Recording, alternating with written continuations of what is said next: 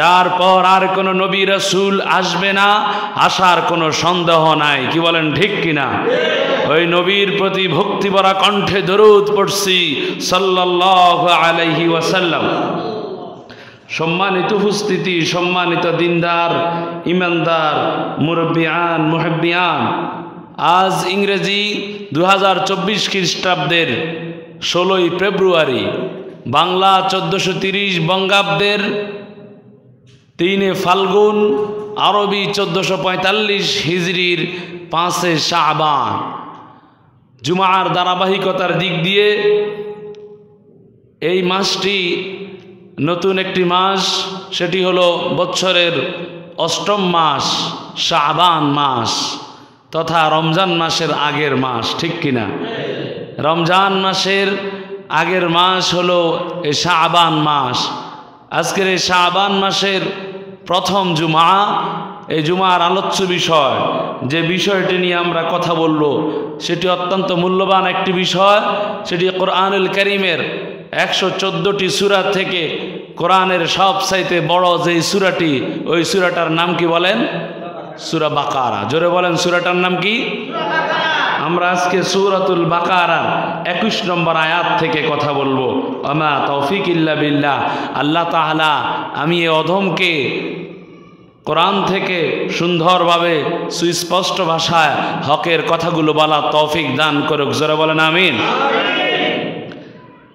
আল্লাহ পাক রব্বুল আলামিন আমাদের এই পৃথিবীতে পাঠাইয়া দিয়া আল্লাহ তাআলা গাইডলাইন হিসাবে নবী এবং রাসূলদেরকে পাঠালেন। কি বলেন ঠিক কিনা?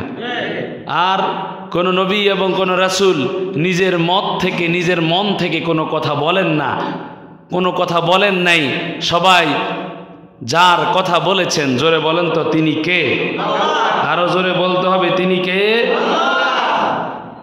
প্যারা হাজিরিন, এই পৃথিবীর জমিনে লক্ষাধিক পয়গাম্বর আসলো, 315 জন মতান্তরে 312 জন রসুল আসলো। রব্বে কারীম রসুলদের কাছে কিতাব পাঠায়া দিলেন। এই পৃথিবীর মানুষদেরকে সোজা পথে চলার জন্য গাইডলাইন হিসাবে নবীদেরকে পাঠালেন। নবীদের উপর আল্লাহ তাআলা, রাসূলদের উপর আল্লাহ তাআলা তার গাইডলাইন কিতাব সহিফা নাজিল করে দিলেন। ঠিক কিনা?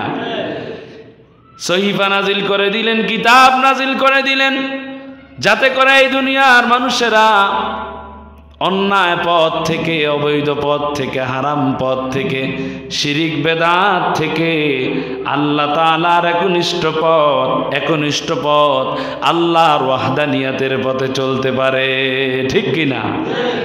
যাতে তারা আল্লাহ তাআলার একনিষ্ঠ পথে চলতে পারে, এই জন্য আল্লাহ তাআলা তাদের জন্য গাইডলাইন হিসাবে কোরআনুল কারীম নাজিল করে দিলেন।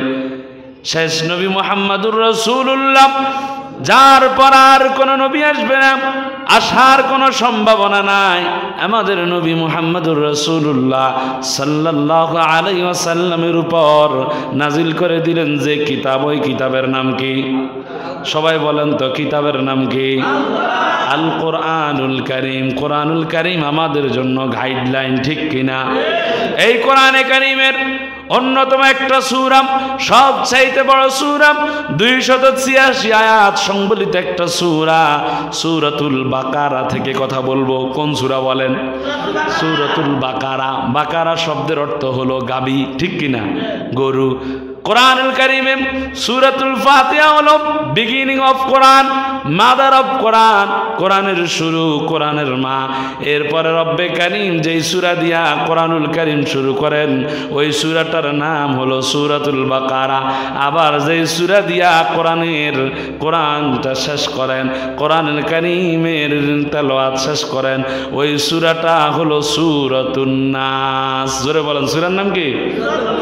সূরাতুন নাস। তার মানে এই কোরআনের মধ্যে যদি তুমি প্রবেশ করো, ও মুসলমান, কোরআনের মধ্যে যদি তুমি ঢুকো, কোরআনের মধ্যে যদি তুমি প্রবেশ করো, এই কোরআনের মধ্যে তুমি পশুর মতো চরিত্র নিয়ে যদি তুমি ঢুকো, কোরআন তোমাকে একেবারে খাঁটি মুত্তাকিন মানুষ বানায়া কোরআন তোমাকে বের করে দিবে। এই জন্য আমরা কোরআনের পথে চলতে চাই। রাজি আছি তো ইনশাআল্লাহ? আসুন আমরা কোরআন থেকে কথা শুরু করে নেই। আল্লাহ রাব্বুল আলামিন কোরআনুল কারীমের দ্বিতীয় নম্বর যে সূরা, সূরাতুল বাকারা, এই সূরার মধ্যে রব্বে কারীম আল্লাহ রাব্বুল আলামিন তিনটা শ্রেণী সম্পর্কে কথা বলেন। জোরে বলেন, কয়টা শ্রেণী? তিনটা শ্রেণী সম্পর্কে কথা বলেন রব্বে কারীম। সর্বপ্রথম এই সূরার মধ্যে আল্লাহ তাআলা মুমিনদের ব্যাপারে কথা বলেন। জোরে বলেন, কাদের সম্পর্কে কথা বলেন? মুমিনদের সম্পর্কে কথা বলেন। এরপরে কাফেরদের সম্পর্কে কথা বলেন। এরপরে মুনাফিকদের সম্পর্কে কথা বলেন। আল্লাহ তাআলার হিকমত বড় কঠিন। দেখেন না, এই পৃথিবী জমিনে, পৃথিবী নামক এই গ্রহের মধ্যে আল্লাহ তাআলা মানুষের বসবাসের জন্য যে গ্রহ সৃষ্টি করলেন, পৃথিবী নামক গ্রহের মধ্যে আজকের এই পৃথিবীতে বর্তমানে 228টার মতো রাষ্ট্র রয়েছে। 228টা রাষ্ট্রের মধ্যে প্রায় 800 কোটি মানুষের বসবাস। এই 800 কোটি মানুষদেরকে যদি আমরা বিভক্ত করি, এই মানুষগুলো 3 ভাগে বিভক্ত। জোরে বলেন, কয় ভাগে বিভক্ত? 3 ভাগে বিভক্ত। এক ভাগ হলো মুমিন, এক ভাগ কি? মুমিন। আরেক ভাগ হলো কাফের। জোরে বলেন, আরেক ভাগ কি? 3 নাম্বার ভাগ হলো মুনাফিক। ঠিক কিনা? আল্লাহ রাব্বুল আলামিন এই পৃথিবীর মানুষগুলোকে 3টা ভাগে বিভক্ত করলেন এবং 3টা ভাগের কথা কোরআনুল কারীমে বললেন এবং 3টা ভাগের মানুষের নামেও কোরআনে সূরা নাজিল করে দিলেন। সুবহানাল্লাহ। আল্লাহ তাআলা মুমিনদের নামেও সূরা নাজিল করে দিলেন, সূরাতুল মুমিনিন। ঠিক কিনা? ক্বাদ আফলাহাল মুমিনুন আল্লাযীনা হুম ফী সালাতিহিম খাশিউন। মুমিনদের নামে সূরা আছে না নাই?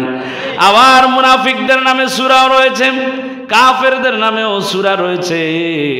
রব্বে কারীম এই সূরাতুল বাকারার প্রথম থেকে 20টা আয়াত পর্যন্ত, এই 20টা আয়াতের মধ্যে মুমিনদের সম্পর্কে কথা বলেন, কাফেরদের সম্পর্কে কথা বলেন, এরপরে মুনাফিকদের সম্পর্কে কথা বলেন। কি বলেন, ঠিক কিনা? আল্লাহ তাআলা কোরআন কারীমে এই সূরা বাকারার প্রথম দিক দিয়ে মুমিনদের গুণাবলীগুলো বর্ণনা করেন। আল্লাযীনা ইউমিনুনা বিল গায়বি ওয়া ইউকিমুনাস সালাতা ওয়া মিম্মা রাযাকনাহুম ইউনফিকুন। জোরে বলেন আল্লাহু আকবার। আল্লাহ রাব্বুল আলামিন বলেন, যারা গায়েবের উপর বিশ্বাস করে, আল্লাহকে যারা দেখে নাই তারপরেও তারা আল্লাহকে বিশ্বাস করে। আল্লাহ কয়জন বলেন? আরো জোরে বলেন, আমাদের মালিককে, আমাদের রিজিক দাতাকে, আমাদের সৃষ্টিকর্তাকে। আল্লাযীনা ইউমিনুনা, যারা বিশ্বাস করে গায়েবের প্রতি, ওয়া ইউকিমুনাস সালাতা, এবং যারা নামাজ কায়েম করে, নামাজ নিজে পড়ে, নামাজকে সোজা রাখে, নামাজকে নিজে কায়েম করে, নিজে পড়ে এবং সমাজের লোকদের কাছে দাওয়াত দেয়, একত্রিতভাবে পড়ে। ওয়া মিম্মা রাযাকনাহুম ইউনফিকুন, এবং আমি তাদেরকে যে রিজিক দিয়েছি তা আমার দেওয়া রিজিক দেখে তারা আল্লাহর পথে ব্যয় করে। সুবহানাল্লাহ। আল্লাহ তাআলা মুমিনদের ব্যাপারে আরো বলেন, ওয়াল্লাযীনা ইউমিনুনা বিমা উনজিলা ইলাইকা ওয়া মা উনজিলা মিন ক্বাবলিক ওয়া বিল আখিরাতি হুম ইউকিনুন। রব্বে কারীম বলেন, মুমিনদের আরো গুণাবলী বলেন। মুমিন হলো তারা যারা আমি যে কিতাব নাজিল করেছি, আমি যে আপনার প্রতি যে কিতাব নাজিল করেছি, আমার নবী মুহাম্মদুর রাসূলুল্লাহ সাল্লাল্লাহু আলাইহি সাল্লামের উপর যে কিতাব নাজিল করছে, ওই কিতাবের নাম কি?